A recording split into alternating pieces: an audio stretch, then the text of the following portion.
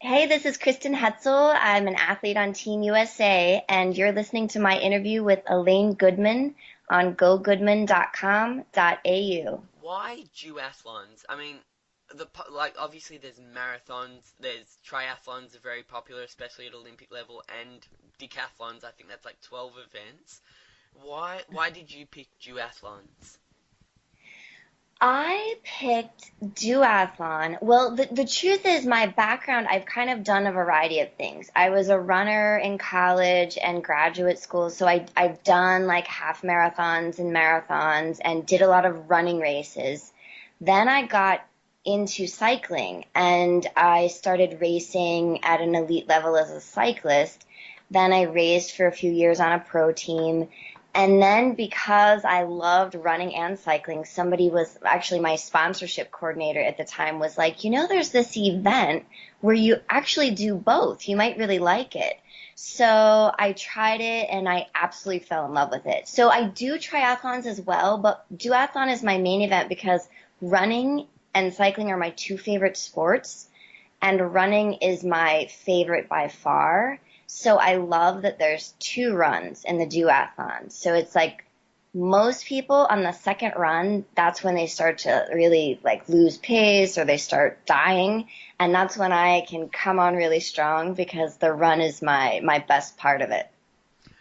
Why do you like running? Are you someone that has music in your ear when you're training, or like what's in it for you? Some people say it's really therapeutic. I can't stand running because I just get bored really quickly. I need to be chasing someone or something.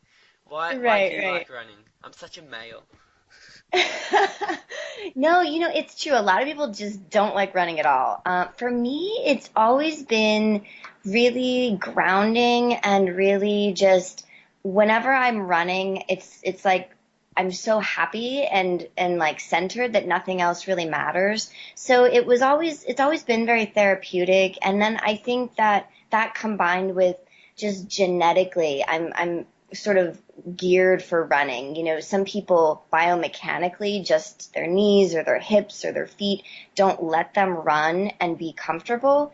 And I'm really grateful that for me, I have a really neutral foot strike. So when I'm running, everything just sort of clicks. It's kind of like just natural and very comfortable for me to be doing it. So you mentioned growing up and in college you were a runner and cycler. Did you try everything before settling on those two activities? Like did you try like lacrosse or tennis or swimming or any other kind of sports?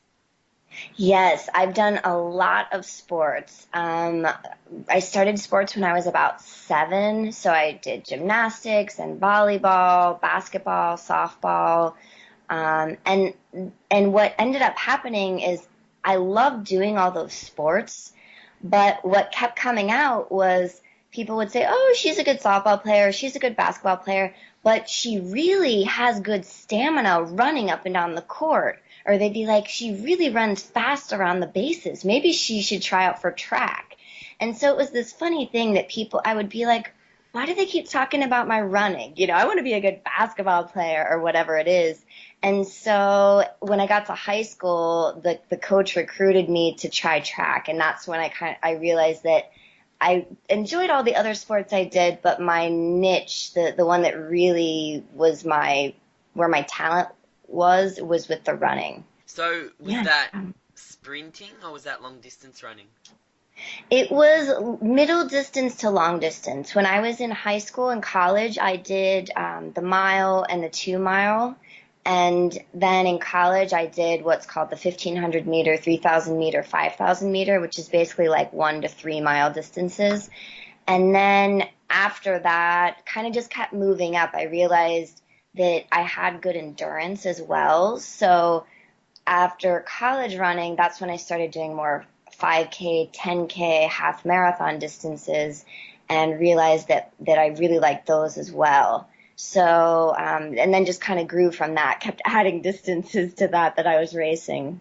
So in high school they measure it in miles, in college they measure it in kilometers. Yes, actually, well, let's see. Because we No, use kilometers. In Australia we use kilometers. right, right. In the US, we still use miles. And so, let's see. In high school, yeah, we did. in high school, actually, it was still in miles, but for whatever reason, at the college distance, they measure it just a little bit shy of a mile and a 2 mile. So it's a 1,500 meter. Yeah, because a mile is 1.6 kilometers, so a 2 mile is a very long race. That's like Uh-huh. just over 3 kilometers. Right. So it's We kind don't of do anything funny. like that in Australia in high school. We only do the 1,500 meter. That's the longest we do in like inter-school sports or athletics day. Oh, got it. Right. Yeah, I don't know why the US, we haven't converted to the kilometers, so it's always kind of funny, but yeah, so yeah, in high school the longest that I did was the 2 mile. Did you get a lot of people signing up for the 2 mile? That's a very long distance for us high school kids. That's like Yes. cross country. Right. And I did cross country as well, And that's and a separate that's thing. Yeah. uh-huh. And so that's kind of how it happened. When I first started high school running, like everybody, I thought I was a sprinter. I think that everybody who starts out, they're like, "Oh, I'm fast. I'm a sprinter." And so I did the 100 meter, 200, 400. And at the time, I would do pretty well. But my coach was like, I think you'd be a lot more competitive if you went up in your distance. And at the time, it was kind of funny. I was like, no, he doesn't know what's he talking about. And so he's like, just try it, just try this distance and see. And then I really started seeing, oh, I'm much more competitive, and I really had a lot of progress that I could make with those distances. So yeah, I didn't start out doing long distance initially. Were you always winning when you started running? Um, Not when I was a sprinter. Not when I was No. a sprinter. And so when I moved, and that was a big thing too, is when I moved up to like the mile and the 2 mile, then I started winning. And then it was like, oh, well, this is fun. I like this longer distance, and it's fun to be winning these distances as well. So yeah. When you first mentioned duathlons to your parents, were they instantly supportive? Did they know what a duathlon was? Because promoted, uh, it's not really a promoted part of the sport. Like triathlons are a lot more, as I said, popular and media Mhm. publicized. Did they know what a duathlon was? They did not. And even myself, when I first heard about it, I didn't know. I didn't even know that event existed. And so the wonderful thing is my family has always been so supportive of my athletics and whatever I wanted to do in life, really. So when they heard that I was going to try this event that was, run, bike, run, they're like, well, all right, do your thing. So yeah, they were really supportive.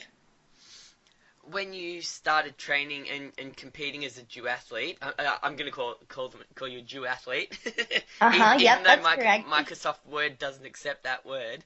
What kind of support or grants were available from the state or federal government? Because I don't think you guys have local government, right? Yeah, that's correct. And by the time I got into duathlon, I was already out of like college and all of those things. So really, there's not any monetary assistance. It's more of a case that, as athletes, we try to get sponsors, and then with getting on Team USA or winning and all of those things. And I do a lot of community talks and events and involvement. And so that's kind of how you get paid, I guess you'd say, by just doing, kind of creating that brand and that name for yourself, and then having sponsors want to get behind what you're doing. But yeah, as far as any grants or anything like that, there's really nothing unless you're still in school, then you can get scholarships or things like that. So then, what was the process from just running duathletes in college and then maybe just training to actually getting competitive? And the question that I'm going to move up in my list of questions is, how did you sell yourself as a duathlete to get sponsors? Got it. So I maybe to touch on the first thing that you said. So in college, I just did the running, and then after college, I did the cycling.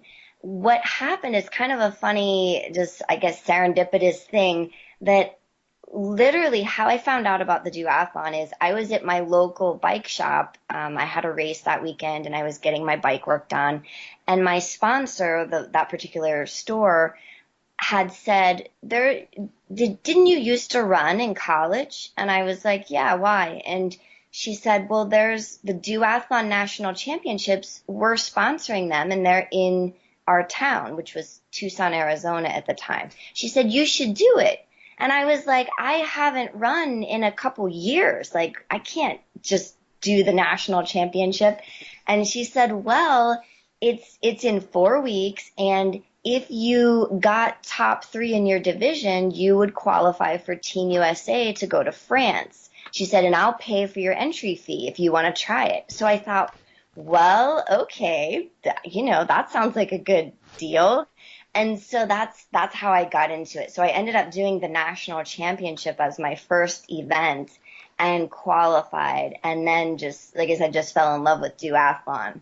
So I guess that answers maybe the first part, but then the second part you said, how do I sell myself as far as like getting Sponsorship sponsors? goes, yeah. Because Yeah, duathletes or duathlons may not be so popular, and as I said, may not be so publicized. right. It's definitely true that triathlon has been around longer and it's definitely more, people know about it more. It's evolved more just with media attention and everything.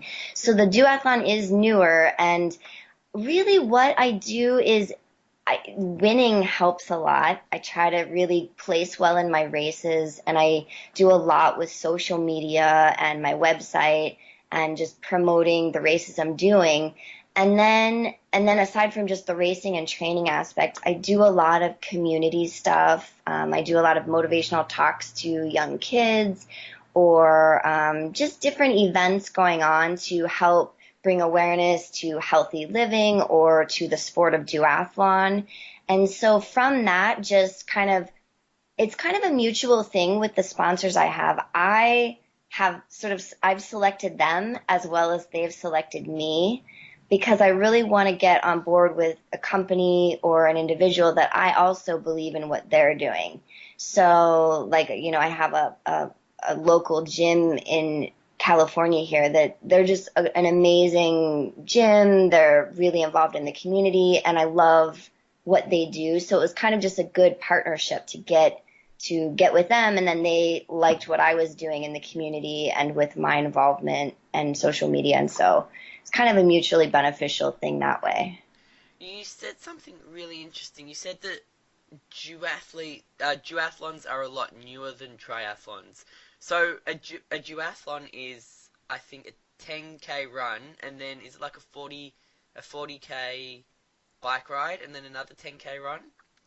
It's so there's two different distances for the US team, for the World Championship team. There's a standard distance, which is what I do, which is a 10K run, 40K bike, and then a 5K run. And then there's also a sprint distance, which is half of that. So there's, what would that be? 5K run, 5:20, 20K, and then two and a and half. then yeah, exactly. So those are the two main distances. So wouldn't you think, because it's kind of, when I say it sounds simple in that it's less events, wouldn't you think that would have been discovered before they introduced swimming and made a triathlon? Like how much older is the triathlon than the duathlon? That's a really good question. And not long ago, I tried to research it myself because you can find a lot of information on the history of triathlon. And actually, the first one, at least in the US, was in San Diego, California, I think back in the 70s. But I couldn't really find when duathlon started. So that's a good question. I don't know where somebody just said, let's take this event and have there be two runs. And then there's also a thing that's kind of come later called the aqua bike, which is swim bike, or wait, aqua bike, yeah, swim bike. So they've kind of just made variations off of that. And yeah, I'm not really sure the history or the timeline of that, but yeah. Right, and then so is there like a so between triathlon and decathlon, because decathlon's 12 events here, is there anything in the middle? Let's see. So it's kind of just all on a spectrum of, you have the triathlon, the duathlon, the aqua bike. Um, those are the main events, at least in the United States, that are governed by USA Triathlon. That's our overall governing body that does those multi-sport events. The decathlon, that would probably be with a different, I'm not really sure what umbrella that would fall under, but yeah, pretty much duathlon, aquabike, and triathlon are the main ones in the same category there. So let's move on to your training regime. We'll say, did you have to do hmm any research about the kind of training and recovery methods for duathlete? Was there a lot of information available? You kind of touched on this a second ago about the kind of information that was out there. Right. So fortunately, because I've been training and racing for a long time as a runner and then as a cyclist, I had a lot of previous knowledge about muscle recovery, training principles, and then I'm also a physical therapist. I have my doctorate in physical therapy. So that's always been a huge help just in understanding the body and how to recover. But I do have a professional coach, Marilyn Chichota. She lived and trained in Australia for many years as a triathlete herself. I also And love her surname. Can you just give me a surname again? her surname, Yeah, Ch Chichota, Chychota. that is a very cool surname. Is that where's that from? Is that a foreign surname? Sh she's Canadian originally, so yeah, Right. I like right. that It surname. is pretty cool. But yeah, so she's been with me since I started duathlons and triathlons. So she's an amazing coach, great resource for training, for recovery. So I've really just followed her plan and what she's told me, and it's worked really well. And a couple of things from doing my research and reading on your website, a few things strike me about your fitness routine. You said Mhm. you mentioned, and even before the interview, you mentioned you need to get 9 to 10 hours of sleep a night. Is that hard to achieve regularly? It can be. I try. The good thing is being a physical therapist, I see people, I kind of make my schedule around my training a little bit, so that I can get my training, get enough sleep, and all of the things I need to do.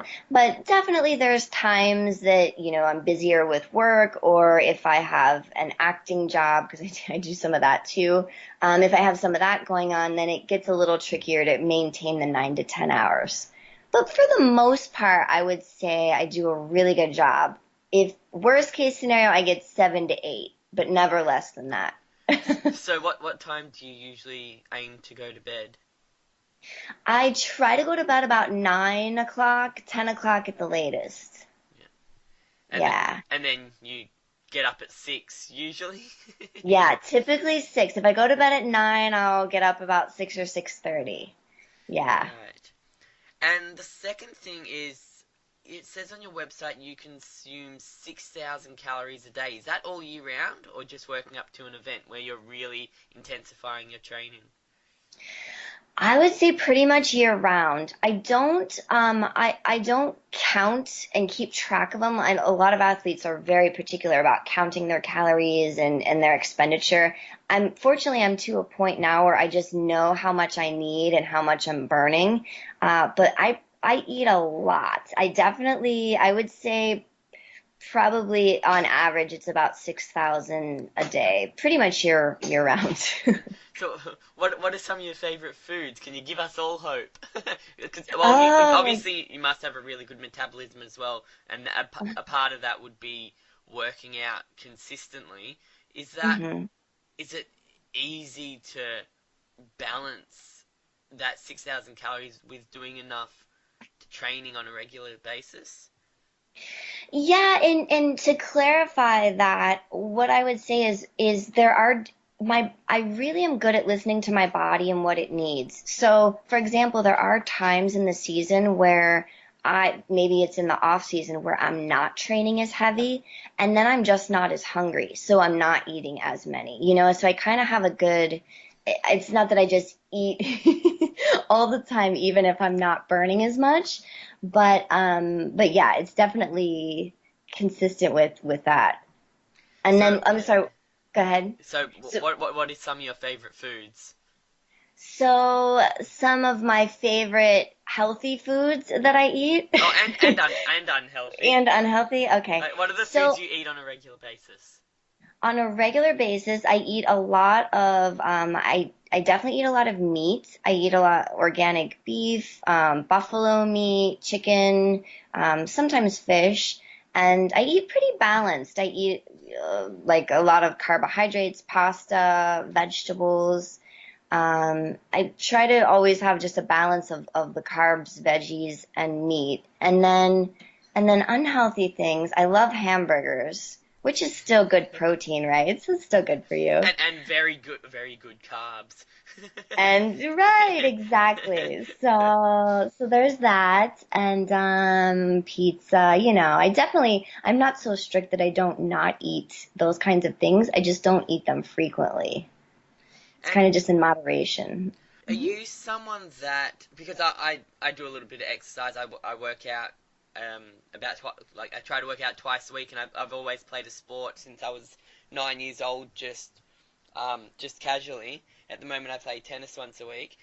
Are you and something that I've always struggled to understand more like understanding the fitness side is pretty easy, like what muscles react to what different exercises and what secondary muscles um, work um, to what kind of main muscles that you work on. So most of that's pretty easy to understand for me. But the thing I can't quite grasp is the diet and what kind of nutrients balance with what nutrients and what kind of vitamins you need, everything like that. That's something that I've always struggled to kind of comprehend because it's a lot of information and it's not black and white. There are so many slight variations, and research is always changing. So are you someone that finds that part easy to understand? I think so, but I would say that it's taken me a long time to get there because you're right. There's so much information and there's so many ideas and fads and things that are out there that tell you what you should be eating and shouldn't be eating. And I think that for me, it's just been over the years of trial and error with my training to come to a point now where I really have found what works for me, where I feel really good with my training. I recover well, I feel really strong, and I feel really healthy. So I think that for everybody it is a little bit different, and it depends on what your sport is. Like for me, with it being an endurance sport, carbohydrates are very important. Whereas if it's, maybe other types of things like a contact sport or football or something like that, their needs and requirements for their event would be different. How big was the American duathlon team when you joined in 2012? Oh gosh, let's see. Maybe, maybe I'm not going to get this exactly right. Maybe 50 athletes. Oh, I'm that's not pretty exactly big. sure. It was pretty big because also it's for the World Championships, there's the standard distance and the sprint distance. So you have two different distances and then all of the divisions within that. So I would say, just sort of as a rough estimate, maybe 50. So when you say sprint distance, there is no human on this earth that can sprint 5 kilometers, even though it's half of the actual duathlon. There is no human on this earth that can sprint even 2.5 kilometers. Right, right. Well, for us, I know it's not quite the sprint as the way most people think of it, but it is all out. I mean, you're going all out. You never are relaxing or, catching your breath, so to speak. It's always like the whole time it's really redlining it. What's What's the highest level for a duathlete? Is it an Olympic sport yet? It is not an Olympic sport. There's been so much talk about it the last couple Olympics. They've been trying to get it in, but I don't even understand all of the political things and all of the things that go into making a sport an Olympic sport. But they're still working on it. So the highest level is the World Championship team. to represent your country at the World Championships. Right, and the World Championships obviously change countries every year. The destination where it is. Yep. Right. In fact, 2 years ago, they were in Adelaide, Australia. Oh, So I was really? in Australia. Yeah. Right. Oh, they sent it to Adelaide of all places. That so many people have said that. That's so funny. So people that I've met from Australia, they're like, "Really, Adelaide?" But it was beautiful. I mean, I loved it. So Did you Australia was amazing. did you see it at 4 o'clock on a Sunday afternoon? Nothing's open. I think that was the day I was racing actually. So Right. for me, I was fine. I was busy that day anyway. Did you get to travel around Australia at all? Not as much as I would have liked. We got there on like a Tuesday, and then it was very much like meetings and race preparation and previewing the course. And then after I raced, the U.S. team left the next day, and I wished I had been able to extend my trip to do a little more traveling throughout the country, though. And can you tell me a bit about the duathlon season? So how long does it last? How many different events are there and things like that? So let's see, the duathlon season probably it starts about February, and then goes until about October. So it's a pretty long Right, it's a season. pretty good season, Pretty yeah. much, yeah, it's about 9 months of racing throughout the year. And how many events is that? And it varies for every athlete because, like being on Team USA, that's my biggest event of the year, and so everything is geared toward that event. And so each athlete is different. Some athletes want to race a lot to get prepared for that. Some don't race as often, but put a lot more into the training. So it's something that each athlete kind of with their coach decides what races they're going to be doing, what races are going to best serve them to prepare them to get ready. And so for me personally, I probably do about maybe 12 to 15 races in a season. Maybe 1 to 2 a month is probably what it averages throughout the 9 months. And are they mainly in America or are they all around the world? They're mainly in America, other than the World Championships. Then that one is always, or at least it has been international every year so far. So the World Championships is every year. That's Yes, every year. that's good because a lot of like world championship things are well, especially the big ones like Olympics, Commonwealth Games, or like even the like I'm a big follower of basketball. Like the FIBA basketball tournament is I think every 4 years as well. So a lot of the big tournaments and a lot of the big meetings aren't every year. But yeah, no, that's good that it's every year. But at least you get to have a good few turns at it before you have to retire.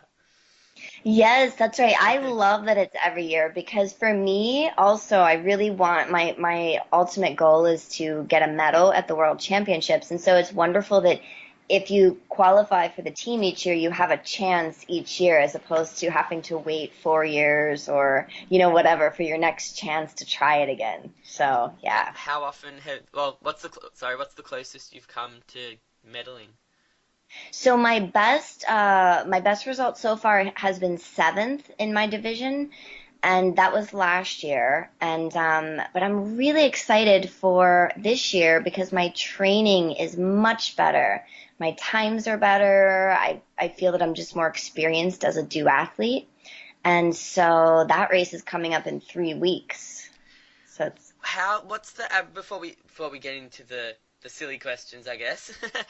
What's the how long does it usually take you to complete the whole duathlon?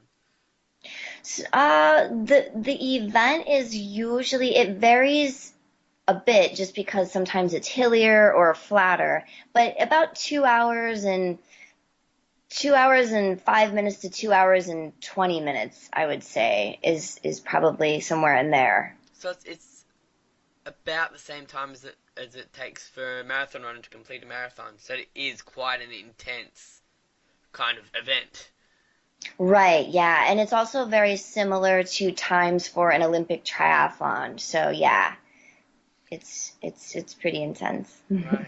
So what's the part that you would like to really improve on? Like, do you want to improve on the 10K run, the 40K bike ride, or the 5K run? What's the part that you feel like you're really satisfied with, and what's the part that you think you have got a lot of room to make it faster?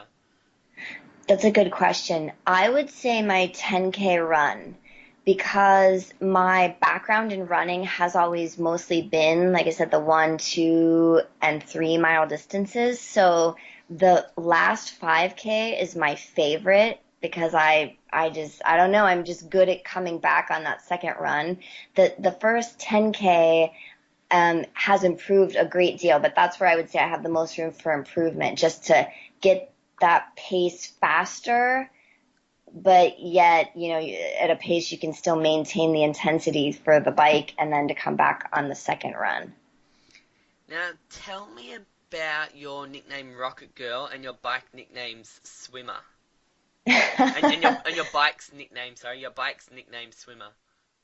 Yes, yes. So my name, actually have throughout different phases of my life or athletics, I've had different nicknames, but Rocket Girl has been what sort of has been the one since my duathlon years. And my friend just one day after a race that I had won just said, okay, Rocket Girl. And I kind of looked at him and it just stuck. I don't know. It just, from then people call me RG and people on Facebook refer to it. So yeah.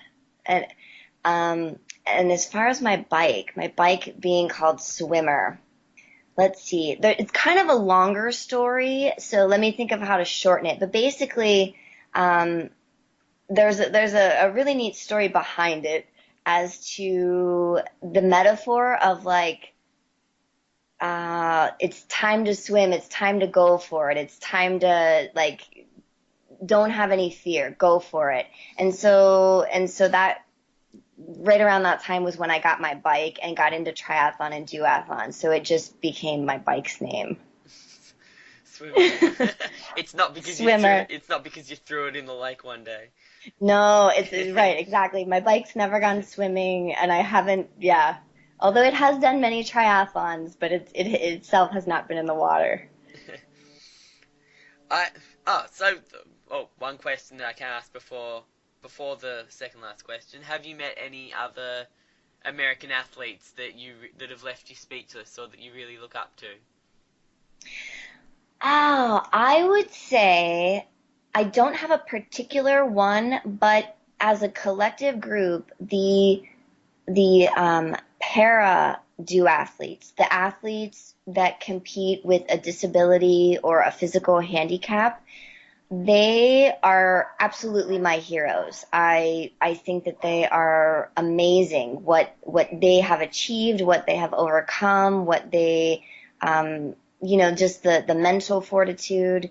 I always think it's watching them race, it's like yes, it's hard to race and you put a lot of time and effort into training when you're an able-bodied athlete, but they're doing that with a physical disability, or maybe some of them have a visual impairment and they're blind or something like that. And so to have that courage to train and compete is just, it's so inspiring to me. And as you mentioned, you do a bit of acting on the side, and I read that you can do a Southern and a Spanish accent. Firstly, can you give me a taste of the Southern and the Spanish accents? Oh, let's see. Well, yes, I'm from West Virginia, but it depends what part of the South you want me to talk like.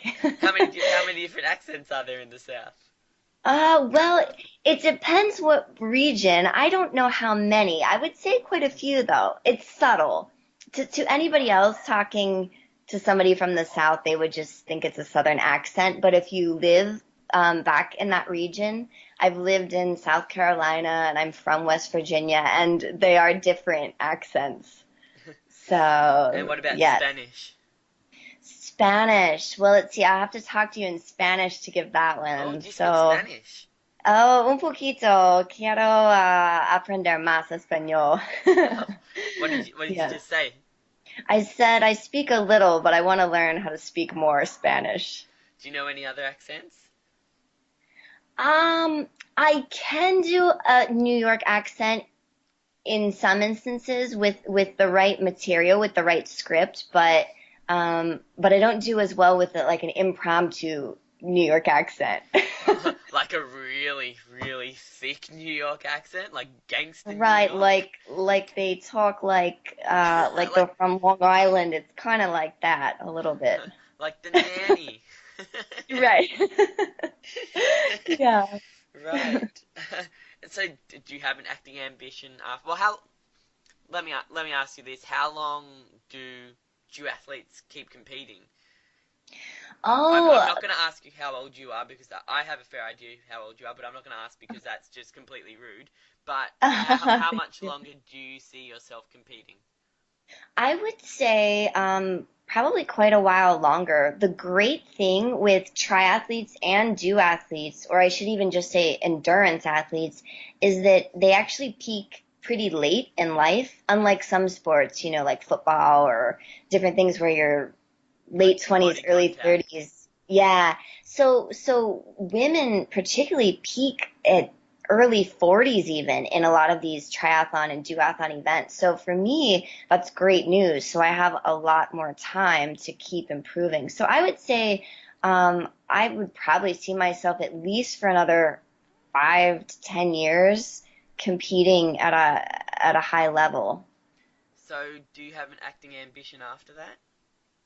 I do. I right now I'm doing mostly commercial work. I love doing commercials. I've done a pilot TV show that's really exciting. I play a detective, but I would love to get into more film and or get on a TV show, like a medical show or a cop show or something like that, When do you or a find out superhero.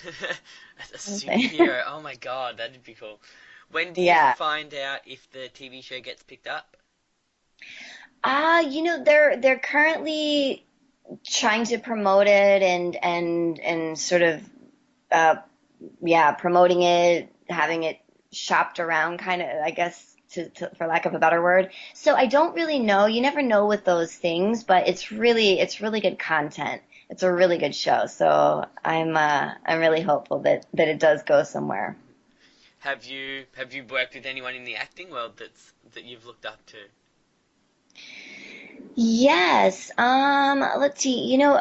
It's such a wonderful career because there's so many different you know, different people that you work with. And so somebody that I looked up to, I was again, I don't have a particular name, but I would just say in general, I've been very fortunate for the people that I have worked with have been super professional, very good at what they do, and just a good inspirational to me as far as what I want to achieve. And finally, where can people find you? You can check me out I'm on Instagram at Team Hetzel, Twitter at Team Hetzel, Facebook fan page at Team Hetzel for all of it. So I do there, and my website is kristenhetzel.com. So all of the social media and the website is definitely where I keep up with everything, keep everybody informed of what I'm doing, where I'm racing, acting jobs, things like that. And, and an interesting point is you have been competing and you have been training for quite some time now. You joined Team USA in 2012 and you were an athlete quite a while before that too. How Mhm. has social media, well, this is going to sound bad, but do you think social media has turned athletes into celebrities, or did they have that status before? I mean, I guess some athletes would have had that status before, but has social media made it easier for an athlete to promote themselves? Yes, I definitely would say so. I think that, like you said, some athletes like Michael Phelps or, Michael different Jordan. people, Michael Jordan, right. I mean, they're, everybody knows them. They're just incredible athletes. But yeah, with the modern technology of social media, it's really been a great tool for self-promotion and just letting people know what you're doing as an athlete or an actress or whatever you're doing that otherwise they would never know. So yeah, it's been a really great tool for that. Did you jump on social media when you got into Team USA, or were you into it before then? That's a good question. I was a little slow to get on the social media bandwagon. I had Facebook, my personal fan page or my personal page just with friends and just normal post that we all do. And then it was actually one of my sponsors, Bellicose Clothing. The owner of that company, he just sort of sat me down and explained to me the value of having an Instagram and a Twitter and a fan page and the value of self promotion just for sponsors and all of these things. So it was a little bit at first like, that seems like a lot of work to keep up with all that. But once I learned how to do it, of course, it's easy and it's fun. Yeah, So most of it's it's been good. fun, but it's very easy to it's a very good way to procrastinate as well. Yes, that's true. I know. Especially I for have an to athlete, watch. yeah, it must be hard uh trying to balance it and get 9 to 10 hours sleep a night. Right, right. Yep. I definitely have to cut myself off from social media at a certain point. Like, okay, I need to be productive now.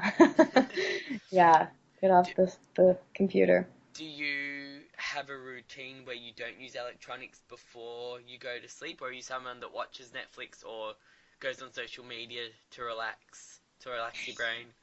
Um, I sometimes will go on social media to relax my brain, or I really don't watch much TV because I'm so busy with my training and acting and physical therapy. But definitely at the end of the day, if I want to relax, I'll watch a show on Netflix. Right now I'm into The Blacklist. That's my show right now. I kind of just so I'll just like watch an episode and then go to sleep. Right. Kristen, it's been an absolute pleasure. It's been really interesting. Yeah. It's even though it's so early in the morning here, I've really enjoyed it, and How um, early is it there? so it's well now it's 7 minutes to 8. So I got up at 6:30 so I could feed my dog Oh, and then sit down and have a chat to you. oh, So I haven't had thank breakfast yet, you. but I'm probably gonna go back to bed. But thank you very much for spending the time to talk to me today, and good luck with the World Championships. When are they coming up? 3 weeks in 3 weeks. British Columbia. Yep. British, is that Canada?